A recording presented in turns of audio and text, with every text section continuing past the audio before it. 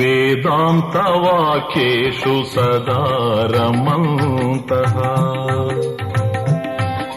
వేదాంతవాక్యేషు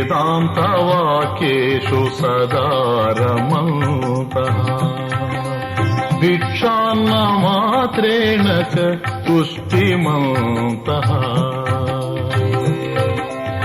అశోకవంతః కరుణైకవంతః కౌపీనవంతః ఖలు భాగ్యవంతః కౌపీనవంతః ఖలు భాగ్యవంతః.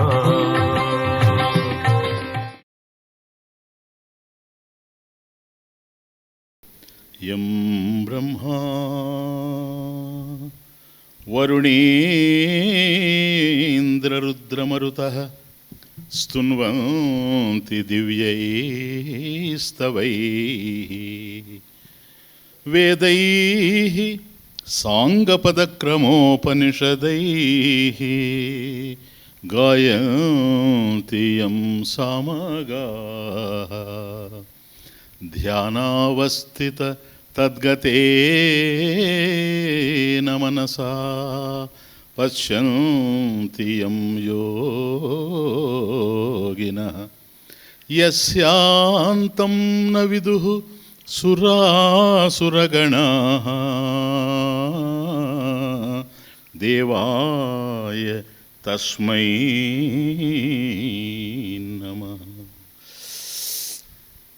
కృష్ణాయ వాసుదేవాయ దేవకీ నందనాయ చ నందగోపకుమారాయ గోవిందాయ నమో నమః. ఓ శృతిస్మృతిపురాణానాం ఆలయం కరుణాలయం నమామి భగవత్పాదం శంకరం లోకశంకరం. ఓం శ్రీ సద్గురుభ్యో నమః. మొదటి రోజు ప్రారంభోపన్యాసంలోనే ఉపోద్ఘాతంలో ఒక విషయాన్ని మనం చాలా సుస్పష్టంగా అర్థం చేసుకున్నాం. చాలా బాగా స్పష్టమైంది అని నేను అనుకుంటున్నా. ప్రపంచంలో ఎన్నో ఉన్నా తెలుసుకోవడానికి తెలియదగినవి రెండేనని. అవి ఒకటి నీవు, రెండు నీవు కానివి. నీవు కానివి అనేకం ఉన్నాయి, నీవు ఒక్కడివిగానే ఉన్నావు. ఇది ఇప్పుడు ఈ దశలో మూడవ శ్లోకాన్ని చర్చిస్తున్నటువంటి ఈ దశలో ఈ మధ్యలో ఏం జరిగిందని ఆలోచించినప్పుడు స్థాళీపులాక న్యాయంగా ఆ రెండిట్లో ఒకటి బాగా తెలిసిపోయిందని నేను అనుకుంటున్నాను. అది నీవు. కనుక నీవు కానివి, నీవు ఏవో నీకు అర్థమైంది. నీవు అంటే ఆత్మవని, ఆత్మ అనంతమని. ఆత్మ అనంతం గనక నీవు ఎప్పుడైతే ఆత్మ అని తెలుసుకున్నావో నేనే అనంతము అనేటువంటి జ్ఞానం నీకు కలిగింది. కనుక నీవు కానివి రెండు విషయాల్ని తీసుకున్నాం. అందులో మొదటిది ఇప్పుడు అర్థమైంది. నేను ఏమిటో కాదు, నేను ఆత్మని. ఆత్మ ఏమిటి? ఆత్మ అనేటువంటిది అనంతమైనటువంటిది, పరిచ్ఛిన్న దోషం లేనిటువంటిది, ఆనంద స్వరూపమైనటువంటిది, జ్ఞానస్వరూపమైనటువంటిది. యస్య స్థిత భవేత్ ప్రజ్ఞ. కాబట్టి ఆ జ్ఞానము స్థిరమైనటువంటిది. స్థిత భవేత్ ప్రజ్ఞ, ప్రజ్ఞ భవేత్. యస్యానందో నిరంతరః. అది ఆనంద స్వరూపం, అనంతమైనటువంటి ఆత్మ ఆనంద స్వరూపం. అది నిరంతర సదానందం. అంతేగాని ఒక కాలంలో ఉండి ఒక కాలంలో లేకుండా పోయేటువంటిది కాదు అనేది కూడా మనకు అర్థమైంది. ప్రపంచో విస్మృతప్రాయ. ప్రపంచ విస్మృతప్రాయ. ఏ ప్రపంచమైతే ఇక్కడ మనకు కనపడుతూ ఉందో ఏంటది? నీవు కానిది. అది సెకండ్ పాయింట్. ప్రపంచ విస్మృతప్రాయ ఇది ఎందుకంటే నీవు అనంతమైనటువంటి ఆత్మవు గనక నీవు కానిది ఏవైతే ఉన్నవో అదంతా ప్రపంచమే. ఏదైనా కావచ్చు, ఆత్మ మాత్రం కాదు. అది విస్మృతప్రాయ. ఎందుకని? అది నేను ఇప్పుడు కలతపెట్టేటట్టుగా లేదు. కానీ ప్రారంభంలో అసంఖ్యాకంగా తెలిసేటువంటివి అనేకం ఏవైతే నీకన్నా అన్యంగా ఉన్నాయో వాటి చేత నువ్వు బాధింపబడుతూ ఉన్నావు, వాటి చేత నువ్వు కలతపడుతూ ఉన్నావు, వాటి చేత నువ్వు పీడింపబడుతూ ఉన్నావు. ఎన్నిటితో నువ్వు పోరాడతావు, ఎందరిని నువ్వు ఎదురు నిలవగలవు అనేటువంటి పరిస్థితుల్లో మనం ఉపన్యాసం ప్రారంభం చేశాం. ఈ దశలో ఏవైతే నాకన్నా అన్యంగా ఉన్నావో అని నేను అనుకుంటున్నదో అదే ప్రపంచం అయితే విస్మృతప్రాయ అనేది అర్థమైంది. కాబట్టి తానే ఆనంద స్వరూపమని తెలుసుకున్నటువంటి వాడు నంబర్ 1, జ్ఞానస్వరూపమైనటువంటి వాడు నంబర్ 2, తనకన్నా అన్యంగా రెండవది లేదు, తానే అనంతము అనేటువంటి జ్ఞానం కలిగినటువంటి వాడు. అటువంటి వాడిని బాధించడానికి ఏమీ లేవు గనక సర్వబంధాల నుండి విడిపడిపోయి ఉన్నాడు. అందుకని అతను స్వేచ్ఛ కలిగినటువంటి వాడు. ఈ ప్రపంచంలో సర్వబంధాల నుంచి ముక్తుడయ్యాడు గనక సర్వబంధ వినిర్ముక్తుడు, నిత్యముక్తుడు, జీవన్ముక్తుడు. తన యొక్క తృప్తి మరొక దాని మీద ఆధారపడి ఉంది అని భావించినటువంటి వాడు, తన ఆనందం కోసంగా మరొక దాన్ని ఆశ్రయించుకోనటువంటి వాడు. తానే ఆనందము, తానే ఆనంద స్వరూపము, ఇది భగ్నం కానిటువంటి ఖండం కానిటువంటి ఆనందము, అఖండానందము అనేటువంటి స్వరూపాన్ని ఎవడైతే పూర్ణంగా తెలుసుకొని ఉన్నాడో అటువంటి వాడు కౌపీనవంతః అపి భాగ్యవంతః. కేవలం కౌపీనం ధరించున్నప్పటికి కూడాను మహాభాగ్యవంతుడు. అతనికి మించినటువంటి భాగ్యవంతులు ఈ ప్రపంచంలో మరెక్కడా గోచరించరు అనేది అర్థం చేసుకున్నాం. సరే, ఇప్పుడు నెక్స్ట్ ఫర్దర్ ఏంటంటే,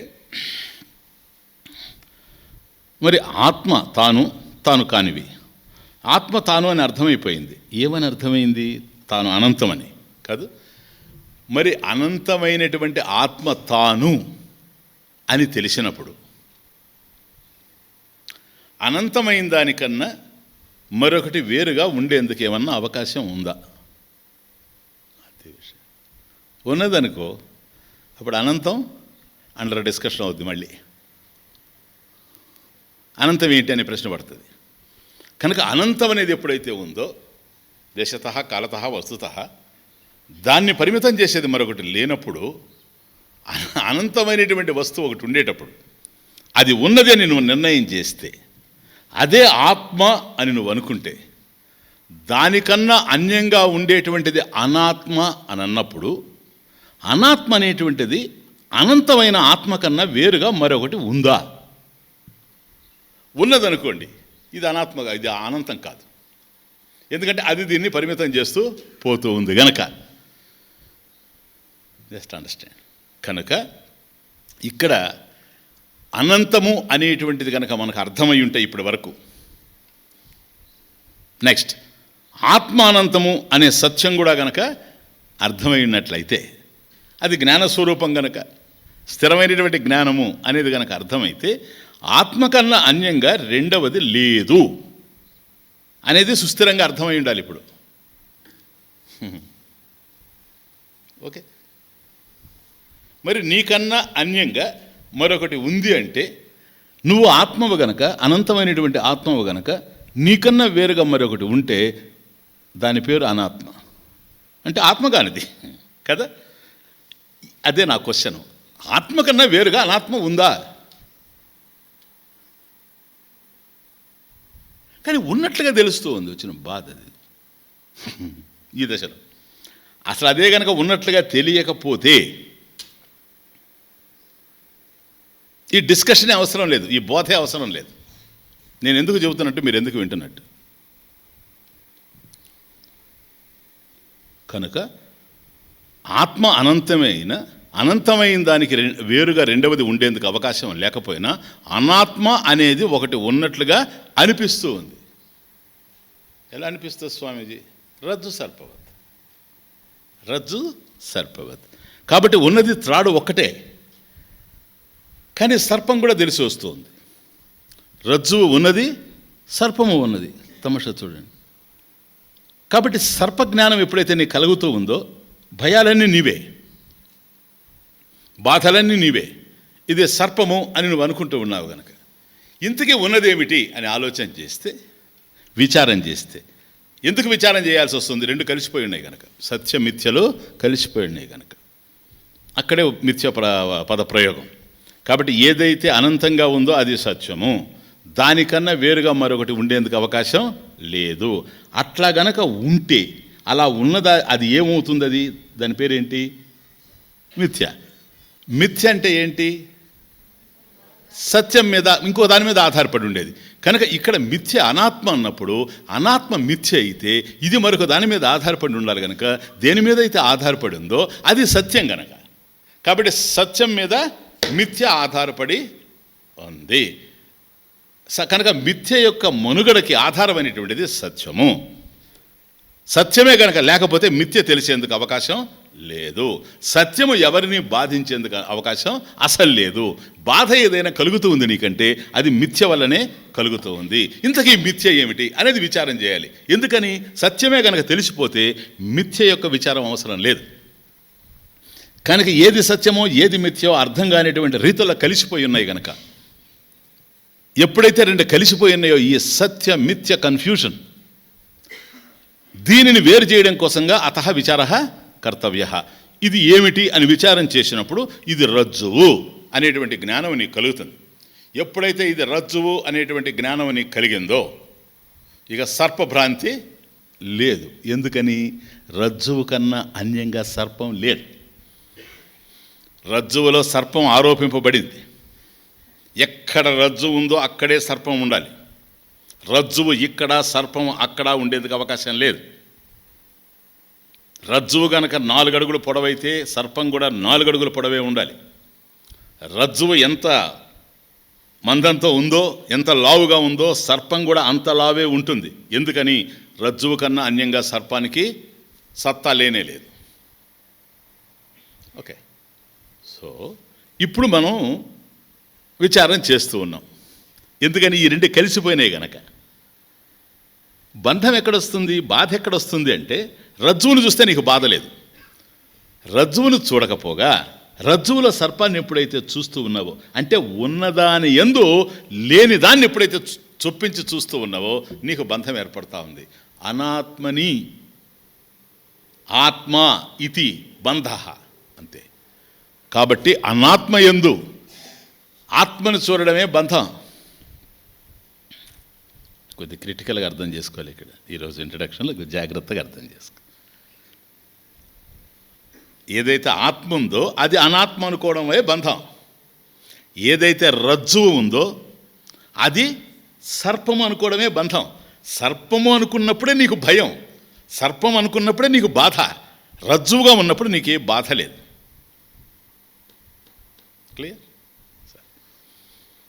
కాబట్టి అనాత్మ ఒకటి ఉంటే అది మిథ్య గనక అనంతమైనటువంటి ఆత్మ కన్నా వేరుగా ఉండేందుకు అవకాశం లేదు. కాబట్టి ఈ మిథ్య సత్యం మీద ఆధారపడి ఉంది. సత్యం తెలియనంత వరకు మిథ్య ఉంటుంది. సత్యం తెలిస్తే మిథ్య ఉండేందుకు అవకాశం లేదు. ఎందుకని? సత్యం కన్నా అన్యంగా మిథ్య లేదు గనక. ఈ దేహం ఏంటి? ఏంటి అసలు ఈ దేహం? ఇప్పుడు కనెక్షన్ ఫర్ ది థర్డ్ శ్లోక. దేహాభిమానం. దేహం ఏంటి? దేహం ఆత్మ కిందకు వస్తుంది, అనాత్మ కిందకు వస్తుంది. ఇది చెప్పడం ఈజీ, అర్థం కావడం కష్టం. అది అనాత్మాని కనుక మీరు తెలుసుకుంటే ఇంకా అసలు ప్రాబ్లమే లేదు లైఫ్లో. ఇంకేముంది, అయిపోయింది. ఇంకా నేను ఇక్కడ జుట్టేయచ్చు చాప, నా దారి నేను పోవచ్చు. అది అనాత్మ అంటే లే, అదే ఆత్మని తెలుస్తుంది. వచ్చిన బాధంతా అక్కడ, వచ్చిన బాధ అంతా ఏంటంటే ఏ దేహం అయితే మిథ్య అని తెలుస్తూ ఉందో ఇదే సత్యంగా కనపడతా ఉంది. ఇది నువ్వుగా తెలుస్తున్నావు. Nothing wrong. అదే నేను ఇప్పుడు ఇక్కడ మీకు ప్రజెంట్ చేస్తూ ఉండేది. తప్పులేదు. దేహమే ఆత్మగా తెలిసినా తప్పులేదు. కానీ ఆత్మ దేహంగా తెలిస్తే ఉపయోగం లేదు. దట్ ఈస్ చాలా క్రిటికల్. జాగ్రత్తగా అర్థం చేసుకోండి. ఎందుకో తెలుసా? స్వామీజీ రెండు ఒకటిగానే కనపడుతున్నాయి. కావు. కుండ మట్టే కానీ మట్టి కుండ కాదని మీకు తెలుసు కదా. ఇక్కడ అదే అనాలిసిస్ ఇక్కడికి ఎట్లా తెచ్చుకోవాలంటే, ఈ దేహం ఉంది. ఇప్పుడు ఎవడన్నా స్వామీజీ ఈ దేహం ఆత్మ అన్నాడు అనుకోండి, వాడు జ్ఞానం కలిగి ఉన్నాడని అనుకుంటాను నేను. నేను దేహం అన్నాడు అనుకోండి, వీడికి జ్ఞానం లేదు అనుకుంటాను. రెండు ఒకటి కాదు. ఎందువల్ల కాదో తెలుసా? ఎప్పుడైతే ఆత్మ అనంతం అని తేల్చేశామో, అర్థమైపోయిందో, అనంతమైన దానికి వేరుగా ఏది ఉండేందుకు అవకాశం లేక, ఏది ఉండినా కూడాను ఆత్మగానే ఉండాలి. సర్పం ఉండినా కూడాను సర్పం త్రాడుగానే ఉంది. Nothing wrong. స్వామీజీ ఈ సర్పం త్రాడు. ఎస్, రియలీ అర్థమవుతుంది. ఇప్పుడు అంత సునిశ్చితంగా ఉంటుంది జ్ఞానం. చాలా జాగ్రత్తగా అర్థం చేసుకోవాలి. స్వామీజీ ఈ సర్పం ఏదైతే ఉందో ఇది తాడు స్వామీజీ. ఇప్పుడు వచ్చి సర్పం అన్నా. స్వామీజీ సర్పం త్రాడు స్వామీజీ. సర్పం త్రాడు కాదు కదా. కానీ ఇప్పుడు వీడు చెప్తున్నది ఏంటి? సర్పం త్రాడు అంటున్నాడు. మనం ఏమంటున్నాం తెలుసా? ఆల్ రైట్, టిక్ ఇచ్చేస్తున్నాం, 100% మార్క్స్. ఎందుకని? సర్పం త్రాడే. వాడు రివర్స్ అయ్యి స్వామీజీ త్రాడు సర్పం అన్నాడు అనుకోండి, ప్రాబ్లమ్స్.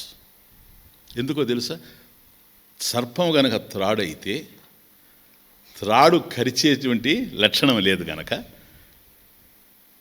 త్రాడు నిన్ను బాధ పెట్టదు గనక, సర్పము త్రాడు అయినప్పటికి కూడాను నీకు నష్టం లేదు. దేహం గనక ఆత్మ అనంటే, ఆత్మ అనంతం గనక అది నశించేది కాదు గనక, ఇది నశించినా నీకేమనిపించదు. బట్ త్రాడు సర్పము అని గనక అన్నాడో, త్రాటికి సంబంధించిన జ్ఞానం లేకపోవడం వల్లనే సర్పం అని అంటున్నాడు గనక, త్రాడు సర్పం అంటే ప్రాబ్లం. ఇప్పుడు ఆత్మ దేహము అన్నాడు అనుకోండి, సమస్య. ఎప్పుడైతే ఆత్మ దేహము అని అన్నాడో, దేహం అనాత్మ, ఆత్మ అనంతం, అనంతమైనటువంటి ఆత్మ, అనాత్మని అహం ఇతి మతి బంధ. ఎప్పుడైతే ఏదైతే అనాత్మగా ఉందో, ఆత్మని అనాత్మ అనుకుంటే బంధం, అనాత్మని ఆత్మ అనుకుంటే బంధం లేదు. See the point. Very critical. ఇవన్నీ అర్థమవుతూ ఉంటేనే మనకు సత్యం ఆవిష్కరింపబడతా ఉంటుంది బుద్ధిలో. క్లియర్? అందువల్ల దేహం ఏదైతే ఉందో, ప్లీజ్, ఈ దేహము ఆత్మే అంటే బాధ లేదు. కానీ ఆత్మ దేహం అంటే మాత్రం దేహ లక్షణాలన్నీ ఆత్మ యందు ఆరోపించబడతాయి. అదే దేహం ఆత్మ అన్నావు అనుకోండి, అప్పుడు ఆత్మలో ఆరోపించబడలేవు. ఎందుకని తెలుసా? ఆత్మ అనంతం కనుక ఏది ఆరోపించినా కూడా దాంట్లో ఉన్నదే, దానికన్నా అన్యంగా రెండవది లేదు. కాబట్టి దేహము ఆత్మ అనడం నష్టం లేదు, కానీ ఆత్మే దేహము అంటే కష్టం అవుతుంది. నేను దేహము అని అన్నాడు అనుకోండి, దేహ లక్షణాలు వాడిలో ఆరోపించబడతాయి. నేను దేహము అంటే, నేను దేహం అన్నాడు కనుక అహం దేహ, చూడు తమాషా, అహం దేహ కదా. దేహం పుట్టింది, అజహ, నేను అజహ. కానీ ఇక్కడ అట్లా కాదు. దేహం పుట్టింది కాదు, నేను పుట్టానంటాడు. దేహం చస్తుంది, నేను చస్తానని బాధపడతాడు. దేహం క్షీణిస్తూ ఉంది, నేను క్షీణిస్తున్నాను అనుకుంటాడు. దేహంలో వికారాలు ఉన్నాయి, మార్పు చెందుతూ ఉంది, నేను మార్పు చెందుతున్నాను అనుకుంటాడు. కానీ తాను అవికార్య సత్తా స్వరూపం. ఈ దేహానికి రోగం వచ్చింది అని చెప్తే ప్రాబ్లమే లేదు. నేను రోగి అన్నాడా, ప్రాబ్లం. నేను ఆత్మ అనేటువంటి వాడు నేను రోగి అనలేడు. ఎందుకని? అనంతమైనటువంటి ఆత్మకు రోగం రాదు. కారణం, దేహం ఉంటే రోగం వస్తుంది. అనంతమైన ఆత్మకు దేహం లేదు. దేహం పరిమితమైంది, పరిమితం కానిది అనంతం. అర్థం బాగా అర్థం చేసుకున్నాను, అందుకని రిపీటెడ్గా చెప్తున్నా. కనుక ఈ దేహం ఏదైతే ఉందో దీనికి రోగం ఉంది అని చెప్తే నష్టం లేదు. కానీ నేను రోగి అంటే కష్టం అవుతుంది. కాబట్టి నేను రోగి అంటున్నాడు కనుక, నేను సుఖి, నేను దుఃఖి, నేను సంసారి. చూసారా? ఇవన్నీ కూడాను నేను కర్త, నేను కర్త, నేను కర్త. ఎప్పుడైతే నువ్వు కర్త అయ్యావో, నేను భోక్త, నేను భోక్త, నేను భోక్త. ఈ కర్తృత్వం భోక్తృత్వం రెండు కూడాను ఆత్మయందు ఆరోపించబడతా ఉన్నాయి. వచ్చిన బాధ అది. కనుక ఇప్పుడు జరగవలసింది ఏంటి అని అంటే, అసలు ఇది ఎందుకు వచ్చిందండి? అజ్ఞానాత్ ప్రాప్త, అజ్ఞానాత్ ప్రాప్త. అందువలన విచారం చేయడం. ఈ రెండు ఎప్పుడైతే కలిసిపోయి ఉన్నాయో, వీటికి సంబంధించినటువంటి జ్ఞానం మనకు పరిపూర్ణంగా ఎప్పుడైతే లేదో, ఏది ఆత్మో ఏది అనాత్మో ఎప్పుడైతే తెలిసి రావడం లేదో, ఆత్మను అనాత్మగా అనాత్మని ఆత్మగా అనుకునేటువంటి భావన ఉంది కనుక ఈ అధ్యాస అతస్మిన్ తద్బుద్ధి, అది కాని దాని యందు అది అనేటువంటి బుద్ధి, తాను దేహం కాదు అయినప్పుడు కూడా ఆత్మ దేహము అనేటువంటి బుద్ధి, నీవు దేహం కాదు అయినప్పటికీ నేను దేహము అనేటువంటి బుద్ధి, అతస్మిన్ తద్బుద్ధి అధ్యాసనామ. కాబట్టి ఇది అధ్యాస, సూపర్ ఇంపోజిషన్ జరిగిపోతాం. కాబట్టి ఎప్పుడైతే ఈ అధ్యాస జరిగిందో, ఈ అధ్యాస తొలగాలి. అధ్యాస తొలగదు.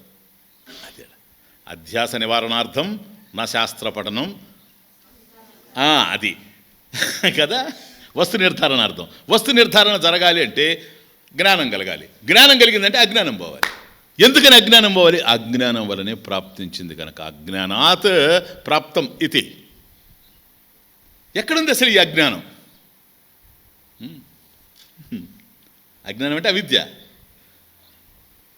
చాలా అద్భుతంగా ఆచార్యుల వారు గీతాభాష్యంలో అందమైనటువంటి అనితర సాధ్యమైనటువంటి ప్రశ్న ఒకటి లేవదీశారు గీతాభాష్యంలో. సా అవిద్య కస్యేతి. Wonderful question. సా అవిద్య కస్యేతి. ఈ అజ్ఞానం ఏదైతే ఉందో, అవిద్య అంటే అజ్ఞానం కదా, సా అవిద్య కస్యేతి, ఎవరికి సంబంధించింది ఇదని? వండర్ఫుల్. ఎక్కడుంది అసలు ఇది? ఎవరికి సంబంధించింది? సా అవిద్య కస్య ఇతి. 13వ అధ్యాయం గీతాభాష్యం, శంకర భాష్యం. ఎక్కడుందండి? చెప్పండి, ఎక్కడుందో? యస్య దృశ్యతే తస్యైవ. మనం చెప్పలేము, ఇంకా ఆయనే చెప్పాలి దానికి ఆన్సర్. ఇట్లాంటి వాళ్ళకి మన వల్ల కాదు. అజ్ఞానం ఎక్కడుంది? స అవిద్య కస్యతి. అజ్ఞానం ఎక్కడుంది? అజ్ఞానం ఎవరికి సంబంధించింది? యస్య దృశ్యతే, తమాషా చూడండి, యస్య దృశ్యతే తస్య ఏవ, తస్య ఏవ తస్యైవ. యస్య దృశ్యతే తస్యైవ. ఎక్కడైతే కనపడతా ఉందో అక్కడుంది. చూడు, యస్య దృశ్యతే, ఎవరిలైతే కనపడతా ఉందో, తస్య ఏవ, వాడిలోనే ఉంది. అంటే దాంట్లో ఏంటి అర్థం? సా అవిద్య కస్యతి. అవిద్య ఎవరికి సంబంధించిందని అడిగాడు చూడండి ప్రశ్న. ఎవడైతే ప్రశ్న అడిగాడో వాడి దగ్గర ఉందంట. Wonderful thing. స్వామీజీ శాస్త్రంలో కదా? No, nothing, nonsense. ఎందుకని? శాస్త్రంలో అజ్ఞానం ఉంటుంది. పాయింట్. శాస్త్రంలో జ్ఞానం ఉంటుంది. శాస్త్రంలో జ్ఞానం ఉంటుంది. ఒకవేళ శాస్త్రం అజ్ఞానాన్ని చర్చించింది అంటే, విచారించింది అంటే, ఇదిగో ప్రశ్నించేవాడు ఒకడు ఉన్నాడు కనుక, సా అవిద్య కస్యతి, అయ్యా ఈ అవిద్య అనేది ఎక్కడుంది అని అడుగుతున్నాడు కనుక, ఒరే నువ్వు అడుగుతున్నావు కదా, నీ దగ్గరే ఉంది. నీ దగ్గరే ఉంది కదా అజ్ఞానం. మరి నా దగ్గరే ఉంది. నీ అజ్ఞానాన్ని తెలుసుకునే జ్ఞానం ఉంది. నీ దగ్గర లేనిది ఏంటి? నీ అజ్ఞానానికి సంబంధించిన జ్ఞానం, జ్ఞానానికి సంబంధించిన జ్ఞానం నీకు లేదు. అది ఎక్కడుంది? నా దగ్గర ఉంది. నా దగ్గర ఉంది కనుక నేను గురువు, నీ దగ్గర లేదు కనుక శిష్యుడు. SIT down idiot and listen. Finish, అయిపోయింది. ఇంకా ఆయన బోధిస్తాడు, వీడికి వచ్చేస్తుంది జ్ఞానం. అది విషయం. కాబట్టి శాస్త్రంలో అజ్ఞానం లేదు, శాస్త్రంలో ఉన్నదంతా జ్ఞానమే. శాస్త్రంలో ఉన్నదంతా జ్ఞానమే. కాబట్టి అజ్ఞానం ఎక్కడుందంటే అడిగేవాడిలోనే ఉంది. ఎప్పుడైతే అడిగేవాడిలో ఉందో అజ్ఞానం ఉంది గనక అహం దేహ, నేను దేహము అని అనుకుంటాడు. ఇది దేహాభిమానం. ఎప్పుడైతే దేహం అని అనుకుంటాడో దేహ సంబంధమైనటువంటి విషయాలన్నీ వీడికి ఆరోపించబడతాయి. క్లియర్? పోనీ అంతటితో ఆగడం లేదు. ఒక గంటలో వాడితో మాట్లాడుతునేటప్పుడు నేను దేహం అంటాడు. అదే సమయంలో 5 నిమిషాల్లోనే దేహం కాదని వాడే చెప్తాడు. వాడే మనసు అంటాడు. మళ్ళీ ఇంకో కొద్దిసేపు అయ్యేటప్పుడు నేను ఇంద్రియాలంటాడు, నేను కన్ను అంటాడు. ఇవన్నీ చూసినప్పుడు వాడికి స్థిరమైనటువంటి జ్ఞానం లేకపోవడం వల్ల స్థితాభవేత్ కాదు, అస్థితాభవేత్, అస్థిరతా భవేత్. కాబట్టి వాడి జ్ఞానం స్థిరంగా లేదు. అందువల్ల వాడికి ఎన్నైనా ఈ ప్రపంచంలో తెలిసి రావచ్చేమో కానీ తనని గురించి మాత్రం జ్ఞానం కలిగేందుకు అవకాశం లేదు. అందువల్ల ఎత్తు స్వతహా ప్రాప్తం తత్ శాస్త్రేణ బోధితవ్యం. వాడికి వాడుగా తెలుసుకునే అవకాశం లేదు గనక శాస్త్రం బోధించాల్సి వస్తూ ఉంది. కారణం అజ్ఞానం వల్ల కలిగింది కానీ, అధ్యాస ఏర్పడింది కానీ ఒకదాని మీద లేదు. అనేక వాటి మీద ఉంది. ఇప్పుడు ఈ అజ్ఞానం ఎక్కడుంది? వాడు దేహం అని అనుకుంటే దేహం మీదనే మనం విచారం చేసి అది తొలగించేయచ్చు. మళ్ళీ ప్రాణం నేను అంటాడు. ఆ తర్వాత నేను ఇంద్రియాలు అంటాడు, నేను బుద్ధి అంటాడు, నేను మనసు అంటాడు, నేను అజ్ఞానం అంటాడు ఒక దశలో, నేను తెలియని వాడిని అంటాడు. చూచారా? I'm ignorant. కాబట్టి ఇవన్నీ ఎప్పుడైతే మాట్లాడుతున్నాడో ఇన్ని దశల్లో అజ్ఞానం చేరిపోయింది గనక, అన్ని దశల్లో అధ్యాస ఉంది గనక ఈ అధ్యాసని తొలగించాల్సిన అవసరం ఉంది. అధ్యాసను తొలగిస్తే అవకాశం లేదు. ఎందుకని ఇది సర్పం కాదురా అని మనం చెప్పినా వాడు మళ్ళీ వచ్చి అది భూమి పొగలనో నీటి చారనో గుటపేలికనో ఇంకోటేదో మాట్లాడతాడే కానీ అది రజ్జు అనేటువంటి జ్ఞానం వాడికి కలిగేందుకు అవకాశం లేదు. కనుక వస్తు నిర్ధారణార్థం శాస్త్రపఠనం. కాబట్టి ఇక్కడికి వచ్చిన తర్వాత వస్తు నిర్ధారణ జరగాలి కదూ. కాబట్టి ఈ రెండిట్లో బాగా వినండి, ఇంక పోతున్నాను శ్లోకం దగ్గర. ఈ రెండిట్లో వాడు ఎప్పుడైతే మిళితమైపోయి ఉన్నాడో, అది ఇంపార్టెంట్, రెండిట్లో ఎప్పుడైతే మిళితమైపోయి ఉన్నాడో, ఉన్న రజ్జువు తెలియకపోవడం వల్ల లేని సర్పం గోచరించి బాధ పెడుతూ ఉంది, ఉన్న అనంతమైనటువంటి ఆత్మ అర్థం కాకపోవడం వల్ల అంతం కలిగినటువంటి దేహమే తాను అనేటువంటి భావన ఏర్పడుతూ ఉంది.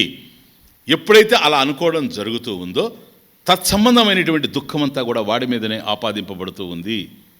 మళ్ళీ బేసిక్గా ఫండమెంటల్ ప్రాబ్లంకి వస్తే ఏం కావాలి వీడికంటే? ఏం కావాలంటే తృప్త భవిష్యామి. ఏం కావాలరా నీకు? స్వామీజీ నాకు సంపూర్ణమైనటువంటి జ్ఞానం, నేను అనంతమైనటువంటి ఆనందం పొందాలి. అది పరిమితమైనటువంటి ఆనందంలో లేడు, అనంతమైనటువంటి ఆనందం కావాలి అని అనుకుంటూ దానికోసం ప్రయత్నాలు చేస్తూ ఉన్నాడు. ఆ అనంతమైంది ఏదో అది ఆత్మ, ఆత్మ కోసమే ఆశ, ఆత్మయే కావాలి వాడికి, అదే తృప్త భవిష్యామి. కానీ వాడు చేసే ప్రయత్నాలన్నీ అనాత్మ పరిధిలోవి, చేసే ప్రయత్నాలన్నీ అనాత్మ పరిధిలోవి. ఈ ప్రపంచంలో ఏది వాడు పొందినా ప్రపంచమే అనాత్మగా ఉంది గనక, మిథ్యగా ఉంది గనక మిథ్యకు సంబంధించినవి పొందుతాడేమో కానీ సత్యానికి సంబంధించినవి పొందేందుకు అవకాశమే లేదు గనక ఎంత ప్రయత్నాలు చేస్తూ ఉండినా తను ఆశించిన ఫలితం మాత్రం రాదు.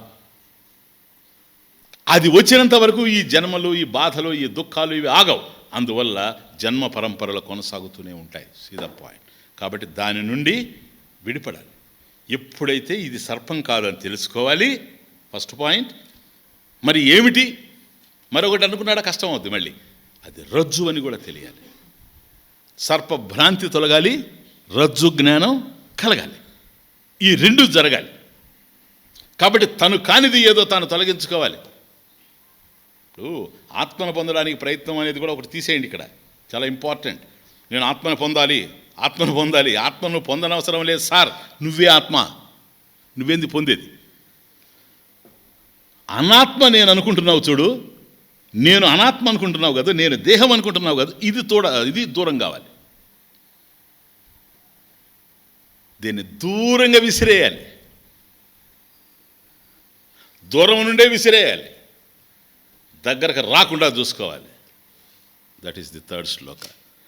దేహాభిమానం పరిహృత్య దూరాత్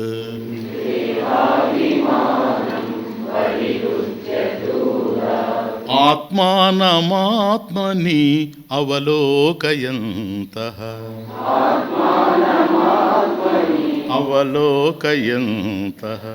అహర్నిశం బ్రహ్మణీయే రమంతః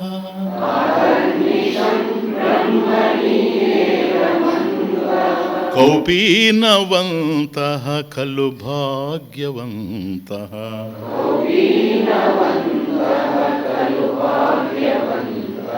కౌపీనవంతః ఖలు భాగ్యవంతః.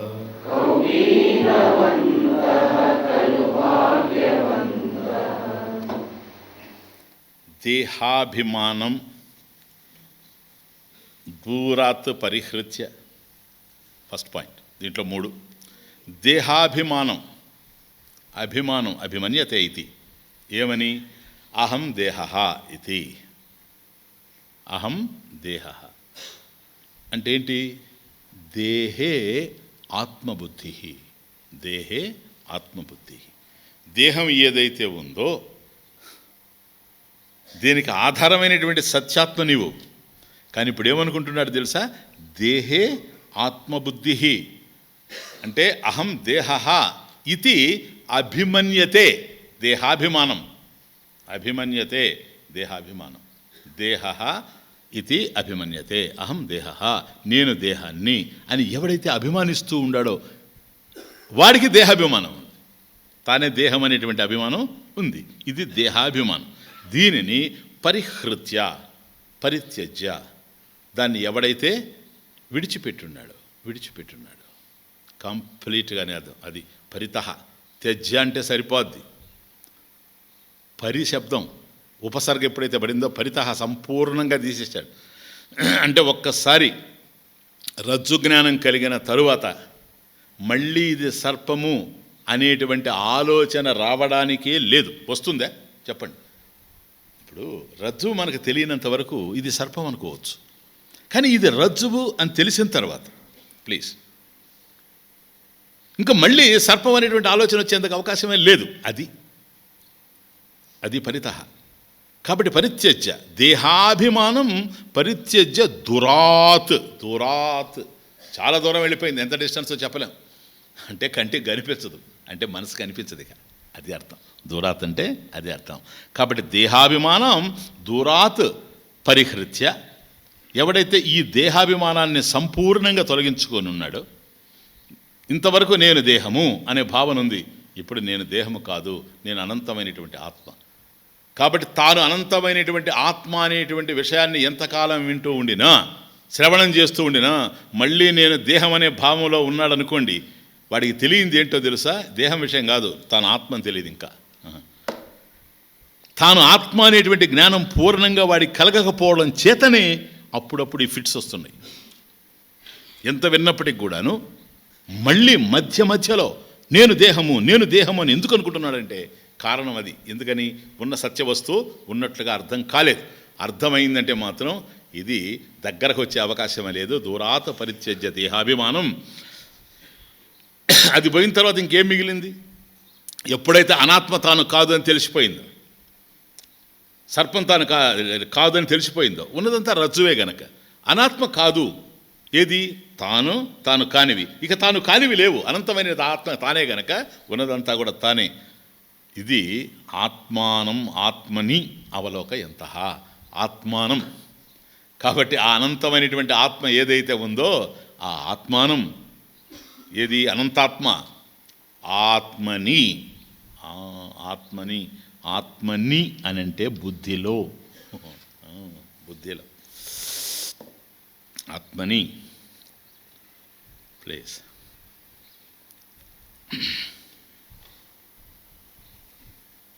బుద్ధిలో. కాబట్టి ఆత్మశబ్దానికి దేహం అనే మనసు అని ఇవన్నీ చెప్పాను కదా మీకు. కాబట్టి ఇక్కడ ఆత్మానం ఆత్మని బుద్ధౌ అంటే బుద్ధిలో బుద్ధౌ. ఆత్మానం ఆత్మని అవలోకయంత, దాన్నే దర్శిస్తూ ఉండేటువంటి వాడు. ఎప్పుడైతే దేహాభిమానం లేదు గనకనే మూలం తరోహో కేవలం ఆశ్రయంత పాణిద్వయే భోక్తుం అమత్రయంత కంధామపి స్త్రీమివ కుత్సయంత, ఇవన్నీ అశోకవంత కరుణైకవంత, ఇవన్నీ ఇంతవరకు ఏవైతే చూచామో కారణం అదే. ఇప్పుడు దేహాభిమానం ఎగిరిపోయింది. ఇప్పుడు ఆయన బుద్ధిలో ఏముంది? నేను దేహము అనేది లేదు. ఇంకేముంది బుద్ధిలో? వేదాంత వాక్యేషు సదా రమంత. వాక్యార్థేషు ఉపనిషత్ వాక్యార్థేషు వేదాంత వాక్య తాత్పర్యేషు సదా రమంత. నిరంతరం రమిస్తూ ఉన్నాడు కదూ. అంటే తన బుద్ధిలో అనాత్మకు సంబంధించిన ఆలోచన వృత్తి కదిలే అవకాశమే లేదు. కనుక ఏదైనా కదిలిందనుకోండి, బికాస్ బుద్ధి ఉంది కనుక, ప్రారంధవశాత్తు దేహం ఉంది, దేహంలో బుద్ధి ఉంది. ఏం కదులుతుంది? ఆత్మజ్ఞానం తప్ప ఇంకోటి లేదు. జ్ఞాన వృత్తి. ఇప్పుడు అర్థమవుతుంది. ఇప్పుడు అందువల్ల ఆత్మలో ఆత్మను చూడండి అని అంటే ఏదో మళ్ళీ ఏమవుతుంది? ఇప్పుడు ఇలా చెప్తారు, ఆత్మలో ఆత్మను చూడండి, నీ ఆత్మను చూసి ఆత్మానందాన్ని అనుభవించండి. అర్థం కానప్పుడు ఏమవుతుందంటే చూచేది ఆత్మ, చూడబడేది ఆత్మని. చూడబడేది ఆత్మ అయితే దృశ్యం అవుతుంది, దృశ్యమైతే అది మాయ అవుతుంది, మిథ్య అవుతుంది. కాబట్టి ఇక్కడ ఆత్మానం ఆత్మని బుద్ధౌ బుద్ధౌ బుద్ధిలో ఎట్లా చూస్తాడు ఆత్మని? జ్ఞానస్వరూపంగా, జ్ఞానవృత్తి. కాబట్టి అహం బ్రహ్మాస్మి ఇటు చూచాడు అనుకోండి, అయమాత్మ బ్రహ్మ. ఇటు చూస్తే ప్రపంచాన్ని సర్వం కలివిదం బ్రహ్మ. ఒకవేళ మొత్తం ఇట్లా తలదిప్పి చూస్తే నేహ నానాస్తికించారు అంటే రెండో వస్తువులే, ఉన్నది నేనే. కాబట్టి ఎప్పుడైతే దేహాభిమానం పోయిందో, నేను దేహం అనేది ఎప్పుడైతే లేకుండా పోయిందో, తాను ఆత్మే అనంతమైనటువంటి ఆత్మే అని ఎప్పుడైతే తెలిసి వచ్చిందో, ఆత్మానం ఆత్మని అవలోకయంత బుద్ధిలో కేవలం ఆత్మ జ్ఞానం తప్ప రెండవది లేదు. ఇప్పుడు దేంట్లో రమిస్తూ ఉంటాడు? రమణం, ఆనందం. దేంట్లో రమిస్తూ ఉంటాడంటే అహర్నిశం, అహహ నిశం, అహర్నిశం, అహహ పగలు, నిశం రాత్రి. అహర్నిశం పగలు రాత్రి అంటే దాని అర్థం ఏంటో తెలుసా? సదాని, ఎల్లప్పుడూ, కలవాచకం. కనుక అహర్నిశం బ్రహ్మణి ఏ రమంత, ఏ సాధవ, ఏ జీవన్ముక్త, ఏ కౌపీనవంత, ఏ బ్రహ్మణి రమంత, బ్రహ్మములోనే రమిస్తూ ఉన్నాడు అంతే. బ్రహ్మ జ్ఞానం తప్ప ఆ బుద్ధిలో రెండవది లేదు. ఆత్మ జ్ఞానం తప్ప ఆత్మ కన్నా అన్యమైనటువంటిది ఏదైతే మనకు అనాత్మగా మిథ్యగా తెలుస్తూ ఉందో తత్సంబంధమైనటువంటి జ్ఞానం ఆ బుద్ధిలో లేదు గనక అహర్నిశం బ్రహ్మణియే రమంత. కాబట్టి ఎప్పుడూ బ్రహ్మలోనే ఉన్నాడు గనక, బ్రహ్మము అనంతం గనక, అనంతమైనటువంటి ఆనందం గనక ఎప్పుడు తాను ఆనంద స్వరూపుడుగా ఉండడానికి కారణం ఇదే. సదానంద స్వరూపుడుగా ఉండడానికి, ఆయన ఆనందం భగ్నం కావడానికి మరొక కారణాలు లేవు. ఆయన అలా ఆనందంగా ఉండడానికి మరొక దాని మీద ఆశ్రయించుకొని లేడు, మరొక దాని మీద ఆధారపడి లేడు, ఇంకొకరి మీద ఆధారపడి లేడు. కేవలం తానే జ్ఞానస్వరూపమై ఉన్నాడు గనక ప్లీజ్ దేహాభిమానం పరిహృత్య దూరాత్. నేను దేహం కాను అంటే నాహం మాంసం నచాస్తేనే, ఇది ఉంది అతను క్లియర్గా. దేహం ఉన్నప్పుడు కూడాను, అందుకనే నేను చెప్పాను, దేహం పోతూ ఉంటే దేహంలో నేనుండి పోతున్నానని జ్ఞానం అనుకోడు, నాలో దేహం పోతా ఉంది అని అనుకుంటాడు. ఎందుకని ఆకాశంలో దేహం పోతా ఉంది, ఆకాశానికి ఆధారమైనటువంటి వాడు తాను.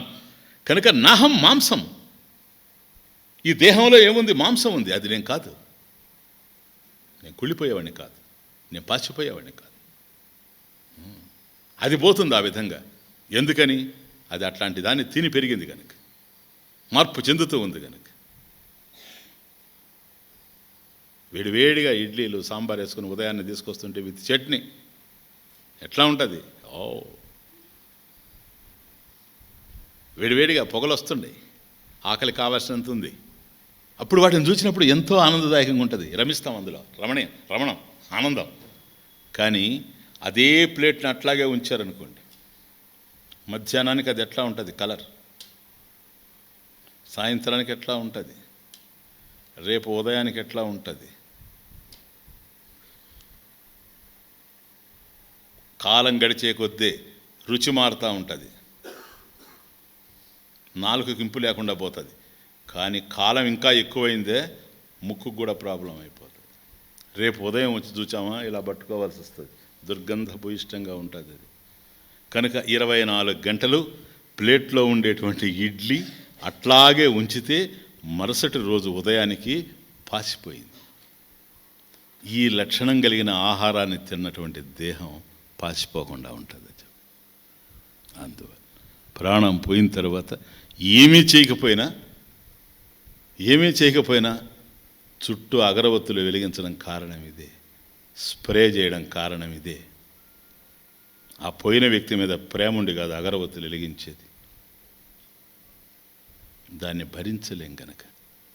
పాసిపోయేటువంటి లక్షణం కలిగినటువంటి ఆహారాన్ని తిన్నటువంటి దేహం, దానివల్లనే ఆహారం యొక్క వికారమే గనక దేహం అనేది, ఆహారంతోనే ఏర్పడింది గనక అన్నేన జీవతి, అలాగే జీవిస్తూ ఉంది గనక అన్నరూపంగా రేపు మారిపోతుంది గనక అన్న రసేనవే భూత్వ,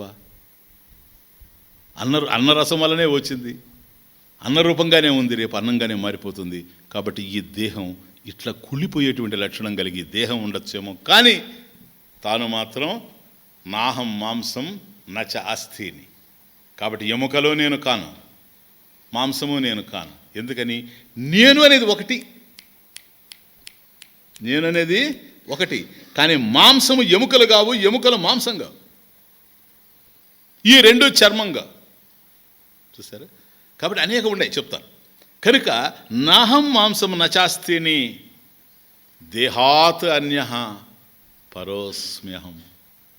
దేహాదన్య పరోస్మ్యహం.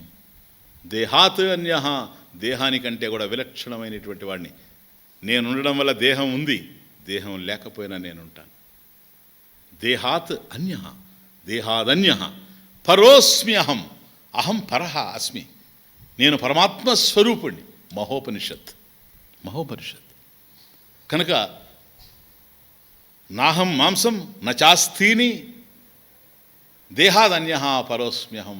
కాబట్టి దేహం కన్నా కూడా అన్యమైనటువంటి వాడిని. కనుక దేహం ఉండడానికి నేను కారణమేమో కానీ నేను ఉండడానికి దేహం కారణం కాదు. దేహం ఆ విధంగా నశించిపోతుంది. నేను అవినాశిని, సత్తాస్వరూపమైనటువంటి వాడిని. దేహానికి జ్ఞానం లేదు, నాకు జ్ఞానం ఉంది. ఈ జ్ఞానం ఎవరికైతే పరిపూర్ణంగా ఉందో అతడు భాగ్యవంతుడు. కౌపీనవంత హ్యాపీ. ఎందుకని? అతను ఆనందం చెందేటువంటి అవకాశం లేదు. కాబట్టి దేహం ఉంటే నువ్వు ఉన్నావు, దేహం లేకపోయినా నువ్వు ఉంటావు. ఈ జ్ఞానం పూర్ణంగా ఉంది. కాబట్టి దేహంతో అభిమానం పెట్టుకోడు. ఇది అర్థమైనటువంటి వాడు. కారణం ఏంటో తెలుసా? ఇప్పుడు నాకు దేహం ఉంది మేల్కోగానే, నేనే గనక స్వప్నానికి వెళితే ఈ దేహం అక్కడ లేదు. స్వప్నాన్ని దాటి సుషుప్తికి వెళితే ఈ దేహం అక్కడ లేదు. కాబట్టి స్వప్న సుషుప్తుల్లో లేనిటువంటి దేహం ప్లేస్ జాగ్రత్తలోనే కనిపిస్తూ ఉంది. కానీ నేను మాత్రం జాగ్రత్త స్వప్న సుషుప్తి అవస్థలో ఉన్నాను. ఇది జ్ఞానం. కాబట్టి జాగ్రత్తలో ఈ దేహాన్ని ప్రకాశింపజేస్తున్నా, స్వప్నంలో స్వప్నదేహాన్ని ప్రకాశింపజేస్తున్నా. ఈ రెండు మనసుకు తెలుస్తున్నాయి. మనసు విలీనమైనటువంటి సకలే విలీనే. సుషుప్తి ఏదైతే ఉందో ఆ సుషుప్తి అవస్థలో ఇవి ఏమీ లేకపోయినప్పటికి కూడాను నేను దివ్యంగా ప్రకాశిస్తూ ఉన్నా. 3 అవస్థల్లో నేనున్నా. అవస్థాత్రయ సాక్షి. అవస్థాత్రయ సాక్షి. కనుక సాక్షి చైతన్యం నేను. మరొక అవస్థలో ఏం జరుగుతుందో ఈ అవస్థలో తెలియకపోవచ్చు, కానీ నేను మాత్రం సాక్షి చైతన్యం. సమస్తాన్ని వీక్షిస్తూ ఉన్నా. ఇవి ఉంటే నేనున్నా, అవి లేకపోయినా నేనుంటా. ఇది పాయింట్. కాబట్టి దేహాభిమానం అనేటువంటిది వాస్తవానికి నాకు లేదు, నేను కల్పించుకుంటే వస్తుంది. నువ్వు కల్పించుకున్నదే గనక. దేనివల్ల కల్పించుకున్నావు? జ్ఞానం లేకపోవడం వల్ల, అజ్ఞానం వల్ల కల్పించుకున్నావు. అజ్ఞానం వల్ల తగిలించుకున్న దాన్ని జ్ఞానం వల్ల తొలగించుకోవచ్చు. అజ్ఞానం వల్ల తగిలించుకున్నాం గనక జ్ఞానం కలిగితే తొలగిపోయేటువంటి అవకాశం ఉంది. అట్లా తొలగింపజేసుకున్నటువంటి వాడు జ్ఞాని గనక, జీవన్ముక్తుడు గనక దేహం మీద ఆధారపడి తాను లేడు. నేను పోతానేమో, తర్వాత నిన్నెవరు చూస్తారు అని జ్ఞాని అనడు.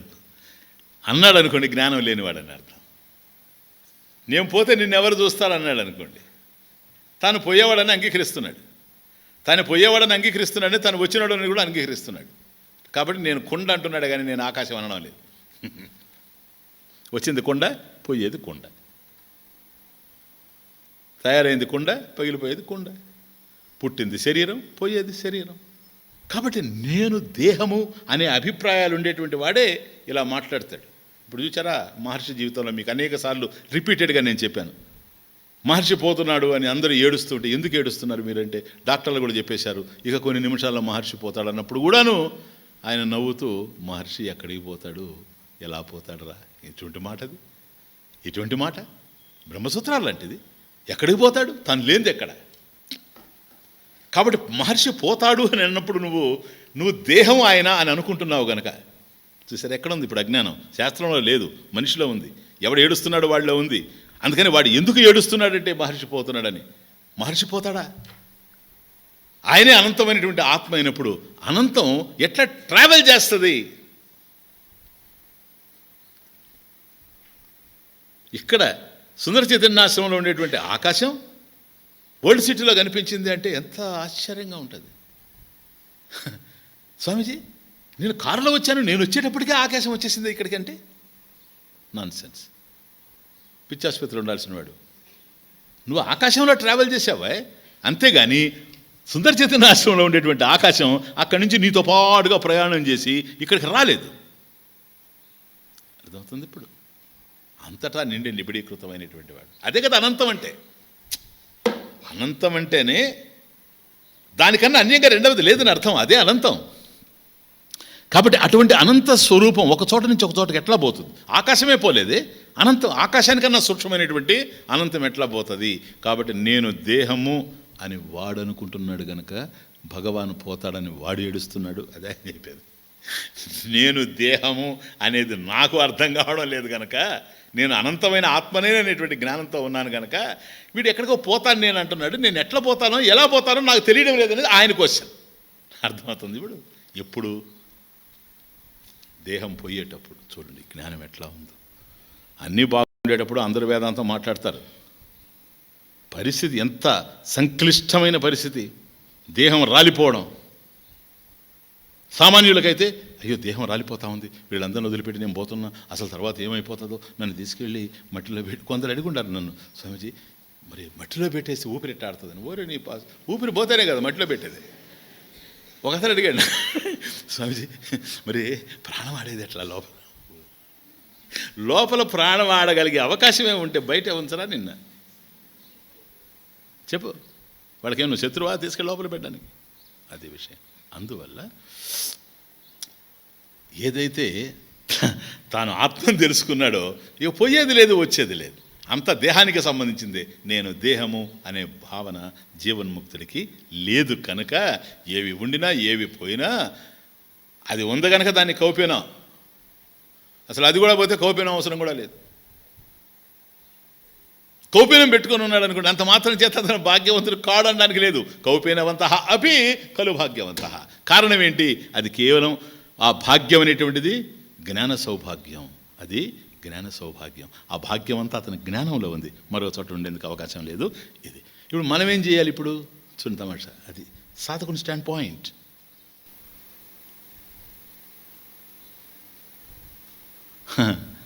ఇప్పుడు దీస్ 5 verses కౌపీన పంచకం ఆర్ ఏతి పంచకం, ఇది కేవలం these are not the verses mere descriptions of a బ్రహ్మజ్ఞాని.